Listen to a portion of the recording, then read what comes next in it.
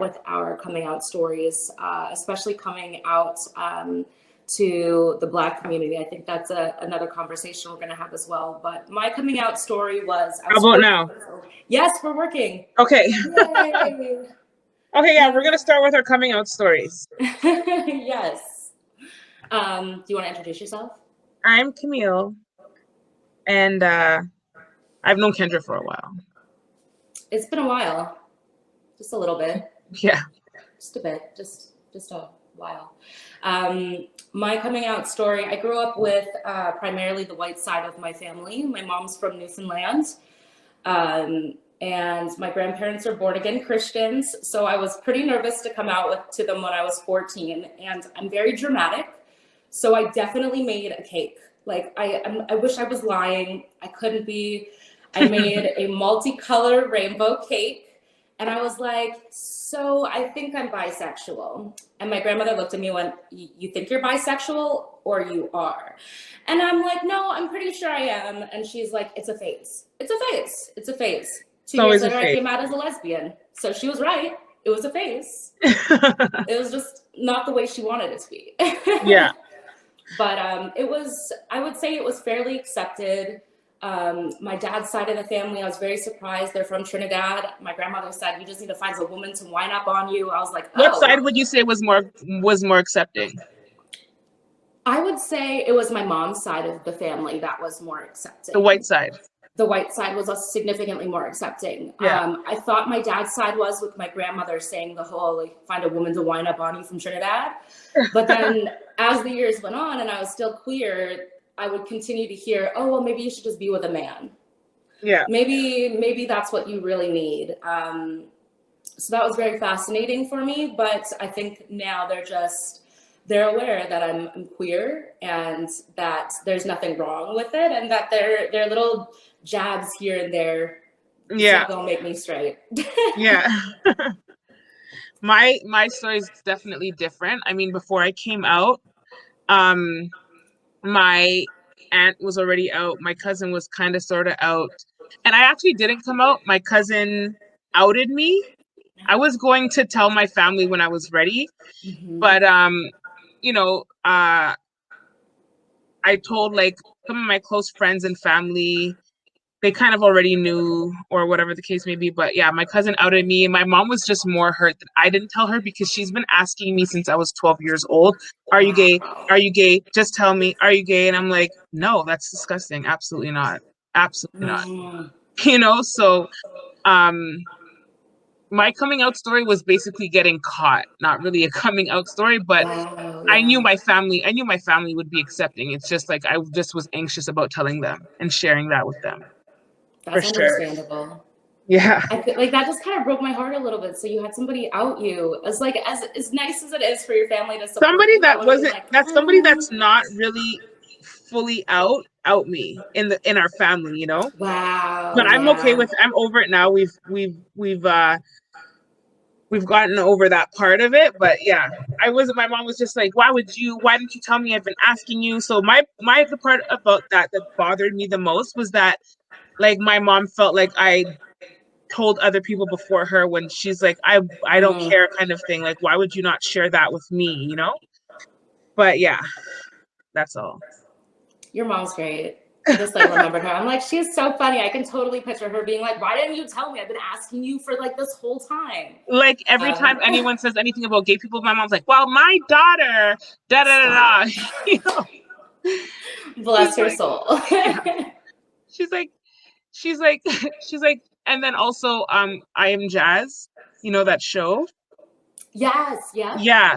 So my mom was like, you should watch I Am Jazz. It's about this little girl who was born in the wrong body and she's transgendering. I'm like, Mom, she's not transgendering. But whatever, she's trying. She tries. Yeah, no, exactly. She tries. I think that's really beautiful, is that she definitely tries, and she's so supportive. I think that's one of the best things that I like about your mom in general and your family in general, is that your family was so supportive of it from the jump.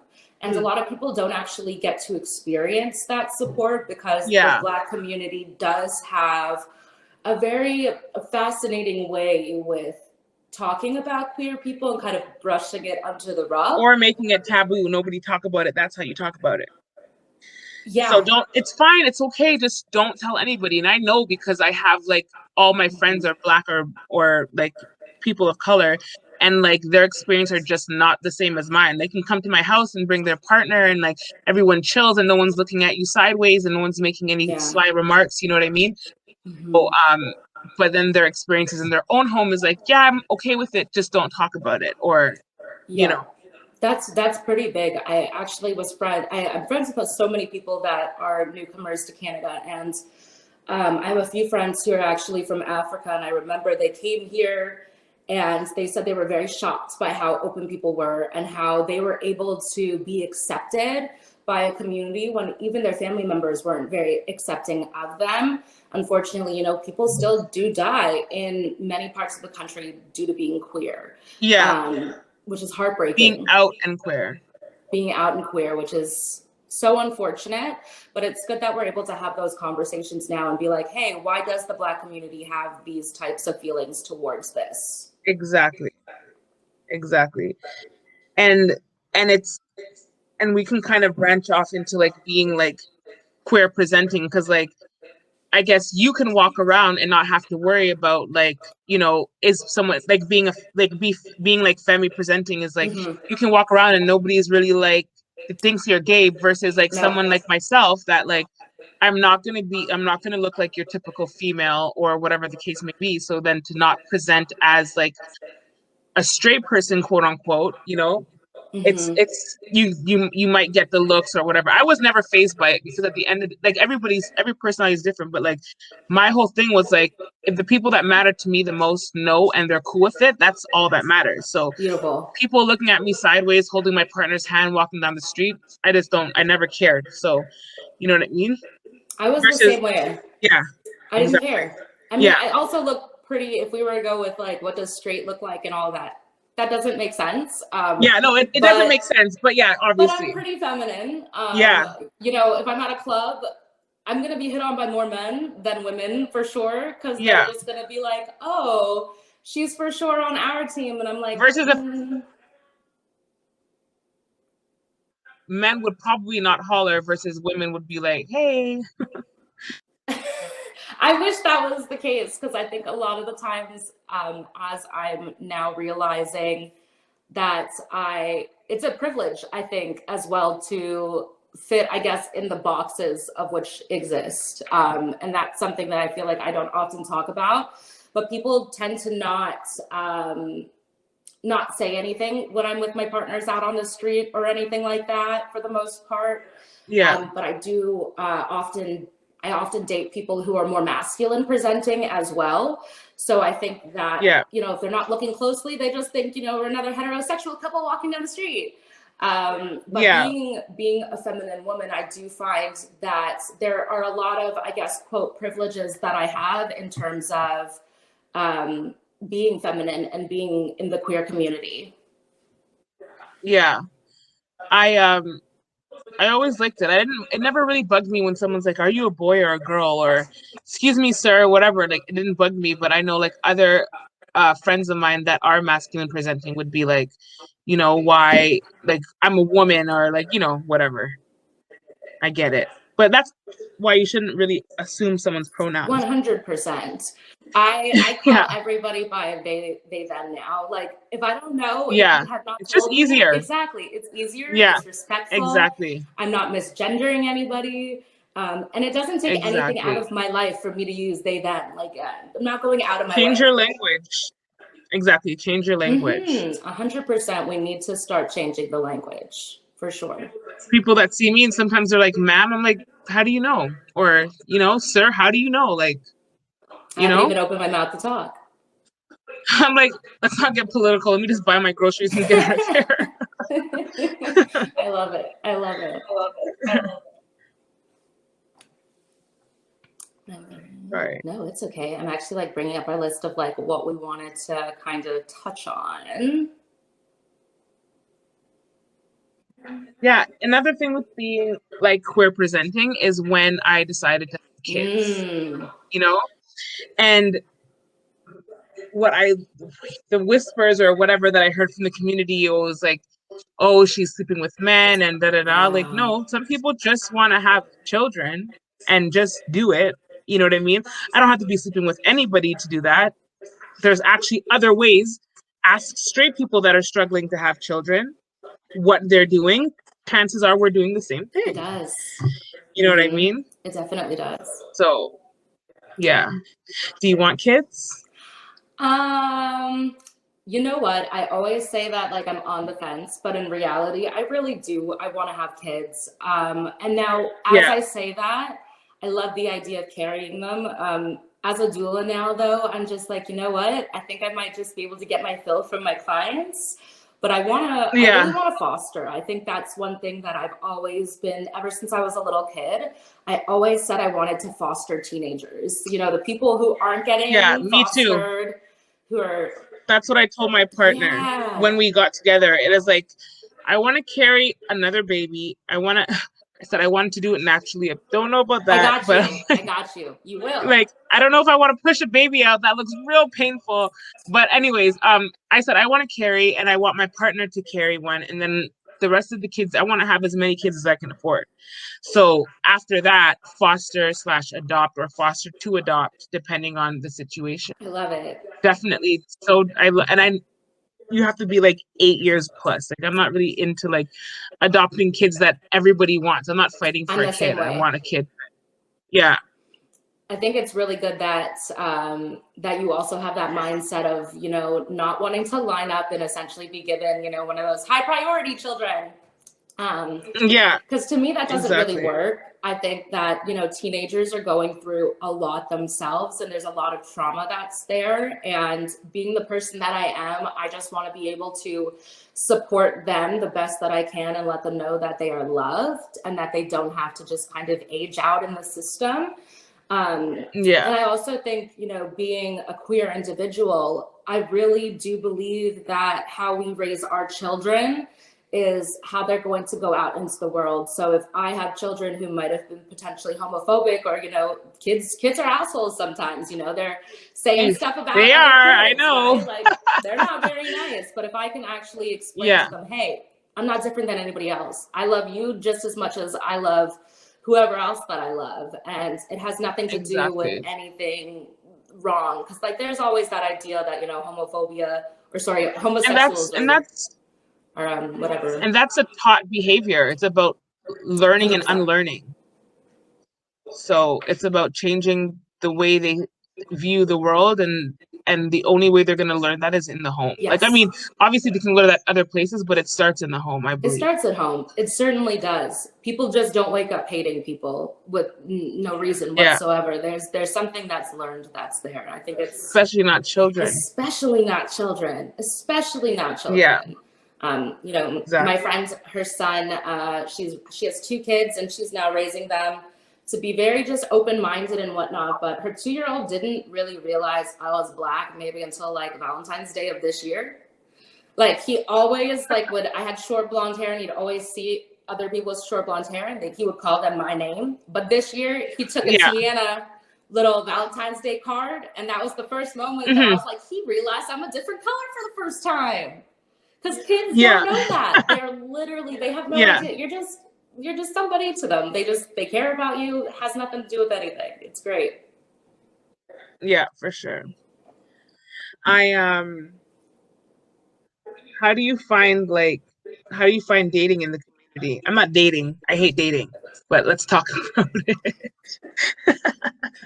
What's your queer dating experience like?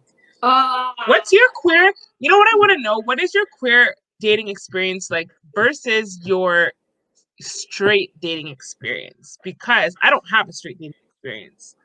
I've never had one. I actually don't have one either, because I came out pretty young. I mean, I would say I identify as queer. So I would say in terms of, I guess maybe my straight dating experience, I would assume that would be falling under the trans members of the community that I've dated as well, because I don't say that I'm a lesbian if I'm dating somebody whose gender isn't female. I feel like that's kind of dismissing who they are.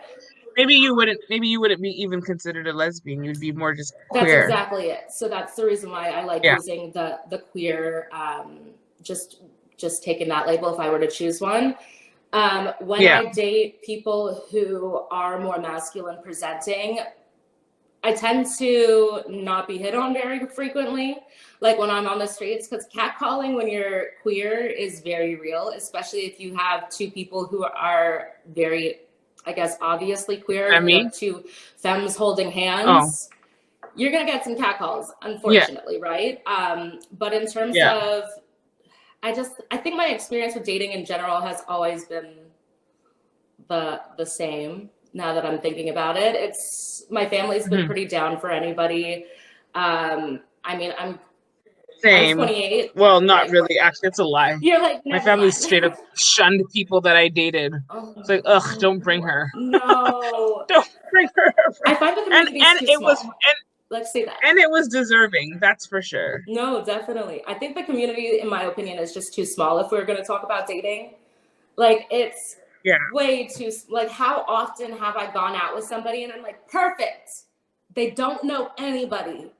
And then I'm like talking to my friends and they're like giving me the lowdown 2 minutes later. And I'm like, damn it. Like, I was so excited not to date somebody who's connected to everybody and like who everybody knows. You gotta go out of the country. It doesn't exist. It doesn't exist. You gotta go out of the country for that. Yeah, but like, I'm not going down to the US. Like, I'm not about to like, no, Like, I'm not about to do all that. I'm not about to do all that. I mean, like, I did a lot of long distance relationships for a while, and I think that was just because I grew up in Georgetown, which is a primarily white community. And it's very small. Very small. It's known for its Are there prejudice. even? You must be the only black, the only queer. Believe it or not, there was literally, I think there was only 3 black people or 4 black people, and most of them were related at the school. And then there was awkwardly me. And for myself, when I came out, I only dated white people for a while because that's all that was around me. There was no black people for the most part, and if there were, they weren't queer. So I dated a lot of white people for a really long time, and I always felt like there was something missing. Like it just felt like because they didn't know. Work. It feels like work. It does. It feels like work. I feel like I had to educate them on a lot of stuff, and it's not my job as a black woman to educate you on that. Educate yourself. Yeah, do the work yourself. I dated a white girl for a long time, and I've dated I never dated really other white women. I've been with other white women, but dated one for such a long time, and it's just like dealing with the racist family, dealing with the like comments, dealing with the weird looks, dealing with the jokes that are like, yeah, you sit there and you laugh because you're awkward and you feel awkward and uncomfortable, but it doesn't feel good when you think about it years later. And you know what I mean? You think about it 4 years to like, I'm not, white people are not it. I love how like as my white grandparents are downstairs, thank God they're not here. I'm like, I'm sorry guys, like, I'm just saying what it is. Like it is what it is. Like you did this to yourself. No, for sure. You're allowed to talk about that's your experience, you know? My experience is crazy with them. And I just felt like also so many white people that I dated, it was more of like them fetishizing me, like, oh, like this, or like your hair or your food and your family and like this and that, and just like, ugh, like colorism's real. You know what I mean? Oh, as well. They'll be like, listen, like, for sure, 100%. Especially in the queer community. How many studs date light-skinned women and who have only dated light-skinned women? Yeah, not me. Not you. I've dated. Yeah, I've never. No offense. I've just never been into light-skinned girls. It was just like that whole like light-skinned entitled mentality that I just have. Like, I was just like, ugh, like. They think automatically because they're light skinned, like they're it. That always blows my mind, like because that's really the case. Actually, that's like I've had these conversations with people, and that's super real. I think that it was harder for me to bring, I would say, Black people to meet my grandparents because my grandparents, I would say they're more ignorant. They're just uneducated. They're from Newfoundland. They're like the type of people where they full out, like will let you live in their house for a couple of days if you get stuck in a storm. But at the same time, they make jokes that are ignorant and that I have to really call them on. which is unfortunate. But I think definitely the fact that there's a lot of colorism in the community of like, and we can say that with any type of community, but especially ours in terms of like, I think of like studded masculine presenting people and how often, you know, I'd be on Tinder and the first question would be, what are you mixed with? What's your background? And I'm like, my background is blocking you. What? Like, Yeah. if you ask me that question, it's done, because I immediately know that you have you're fetishizing me. You're not with me because I'm hilarious, which I am. You're with me because I'm gonna make you look some type of way, and I don't think that's cool. Yeah, that's not. Yeah, I just was no, I was never into it, and I just like that whole mentality, that light skin mentality of like, you know, how people talk about light skin niggas all the time. It's like that mentality. I was just never into it. And it's just like, even if they don't think they have it, if they're not very like blunt with like the I'm the fly as shit type shit, it's just like how they move, 100%. how they navigate through spaces is like, you're exactly 100%. Like talking about how they move. I was raised by the white side of my family, and I'm gonna be straight up with this. I was raised to be a fucking Karen. Sorry for my swearing, but I was literally raised by two Karens, and I became a bit of a Karen myself. And it was when I realized that I was Black and I was not going to get the same treatment that the white Karens in my life were getting, where I was like, oh no. Yeah. This is not for me. I'm like, this is not for me. These aren't my people. This is not my space. This is not my community. And that was my problem with it, was that we really, as I think light-skinned people, they need to be able to at least own up to the fact that within the community that they need to progress it more, I think, is the thing. Like, you know, when I see a light-skinned person on TV, like say Malcolm and Marie just came out, and I see Zendaya, and I see her, I'm like, of course, this is a white producer and a white director, because they chose a light-skinned woman to be with a dark-skinned man. I'm like, even with Black producers, they're doing the same. Which is not okay. And the fact that they're doing the same, and it's a whole lot of conditioning. Like, listen, like, slavery is over, guys. We need to stop doing that type of, because that's where it comes from. It's literally the colorism comes from that. And it's unfortunate that, you know, we're having to retrain people on how their brain should work. Like, I am not better than you. I'm not better than anybody else. There's no reason why I should think that I'm better. And if I'm given a position that somebody else could have, and I know that somebody could have that has darker skin, I would rather give it to them, because my platform is always there. Yeah, exactly. I was watching this segment with Red Table Talk. And did you watch that show? Yeah, and it was about colorism, and Gammy really does not know that she's light skinned, which was really confusing for me.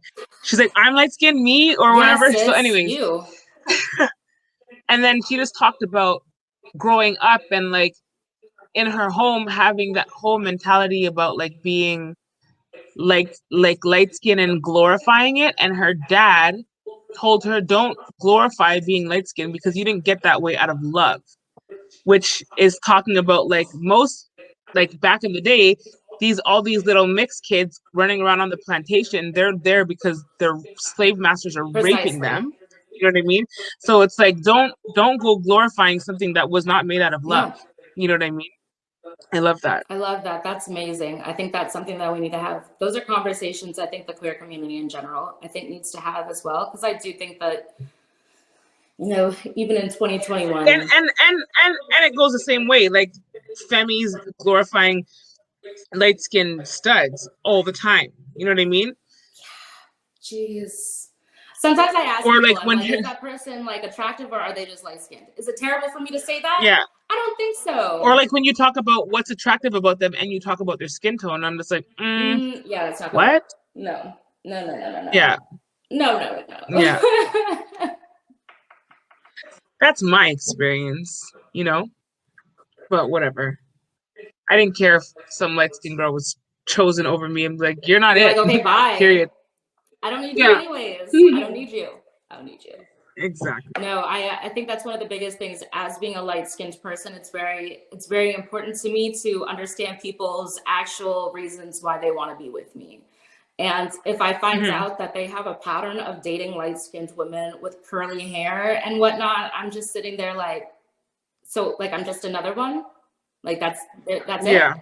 Like you're literally just taking me Yeah. on because you think that other people will see me as attractive or put you in a different place? I'm like, no, that's not how it works. And it's a conversation I think that I've been having a lot more with the queer community, because the Black queer community has a really bad problem with that, I find. Yeah, for sure. I agree 100%. So we have 10 minutes left. Let's talk on a little bit, since we're on this topic, let's kind of brush into toxic masculinity in the queer community, and I think we should end with that. Ooh, love this topic. I'll let you start, because we have a very different experience with dealing with toxic masculinity in our community. Yeah, so it's fascinating because I really started to look at toxic masculinity last summer. Actually, I started to kind of sit down and I was like, wow, a lot of these people are super problematic. I would just say the biggest thing for me in toxic masculinity, it is that it doesn't just touch you just because of what your gender is. So a lot of stud identified people, there's a lot of toxic masculinity within that community, which is super unfortunate, but also even within the trans community, it can happen. My experience with that, just like slightly talking on it, was that I was recently assaulted back in December by a trans man. And that was not expected, I think, is the first thing, just because LGBTQ plus people in general, I see it as my community. Black people are my community. So when that happened to me, and it was both of those communities that it touched upon, it was very traumatizing for me. And I think the biggest thing that I found myself doing was, after I was assaulted, not only did I victim shame myself, which was not okay, I also didn't feel comfortable going to the police. And the reason behind that was, yeah, right. So the reason behind that wasn't just because they're Black, but it's because they're trans as well. And we know how the police treat Black people, and we're very well aware of how they treat trans people. So I essentially had to heal on my own and accept the fact that if I wasn't going to go to the police, how was I going to heal in general from this situation? But and also, the police not only are not there for them, but they're not there for you. They're not there for me.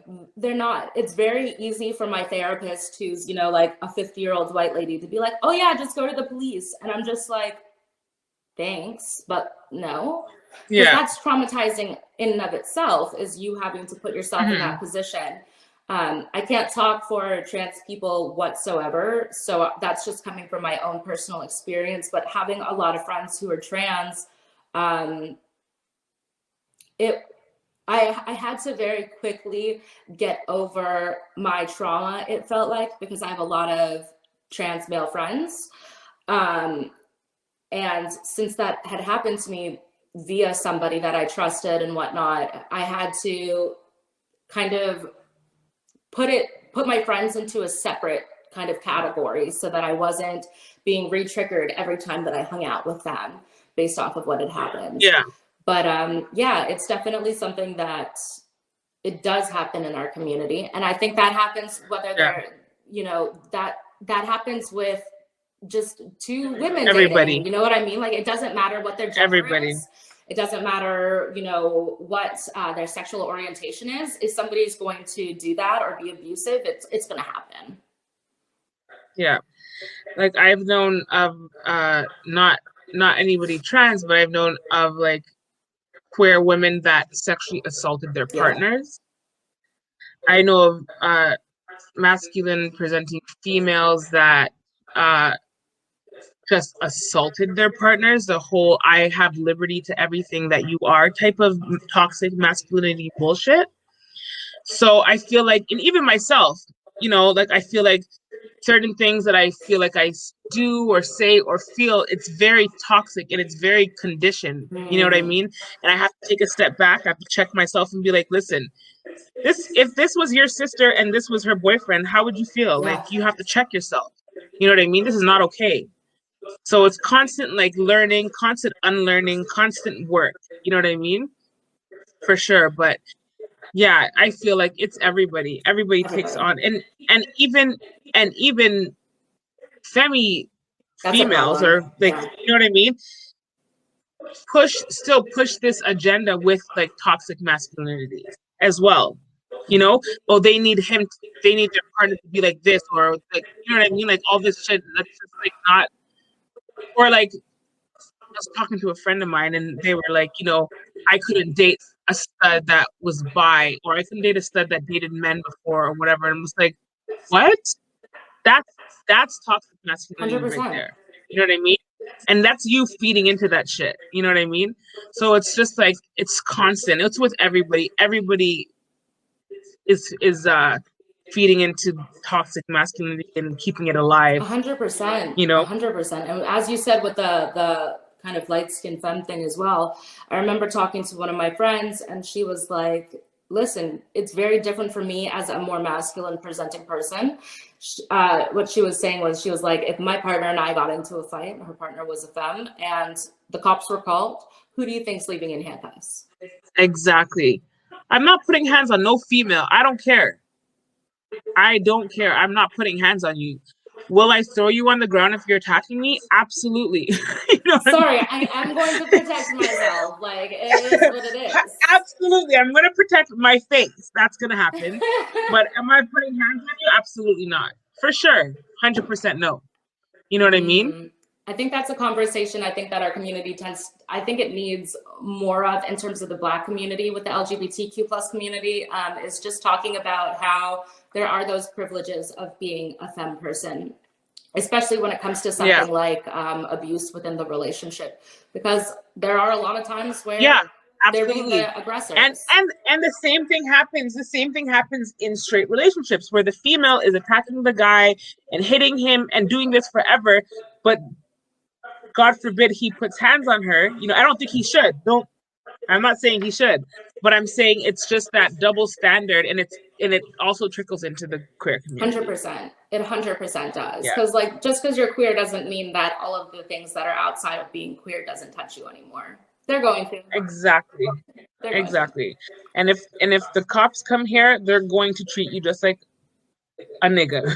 That's exactly the thing. That's exactly what happens. Exactly. That's exactly what happens. So, yeah, I know of a girl that like just was super, like so many females that were just like super abusive in their relationships, like taking on this whole like toxic masculinity, like I own you, I control you, you don't do nothing without me, like I don't want you doing A, B, and C, or knowing A, B, and C, or talking to A, B, C. It's just like what?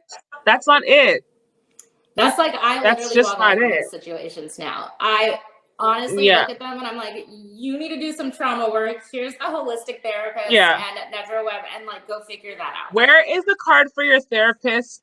And do they exist? Like, and are you actually listening to what they're suggesting? Because you sound like you need some help, sis. Like, come on. Yeah, exactly. Oh man. Exactly. Well, this was a good chat. I know. Part of me is like, dang, we should have had like 2 hours just to catch up. I know. For sure. Talking about all of the things. But thank you for having me. Thank you for joining us. Thank you.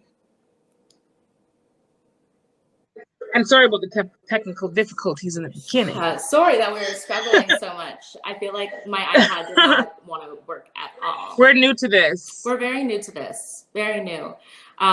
If any of you want to reach out, what is your... We'll put our handles in the chat so that you can... Can you like toss mine in there as well? Because I totally don't have a webcam here. Yeah. Or keyboard webcam. Okay, Kendra. Thank you. Yes, I think it's my full name, Kendra Michelle Norman. Oh, your triplets. You all should also go check out the triplet page. Like, you have triplets that are 3. Kendra. Michelle, Michelle, and then Norman, Norman. Apparently, I'm okay with people stalking me. Just throw my whole name out there. That is our handles. And if you want to keep up with us, just follow us. For sure. If you have any questions, we're pretty open people. We'll answer them. I'm more likely because I don't have kids Yeah. running around. So Forget those kids. my reaction. Okay. Bye. Bye, everyone. Have a great day.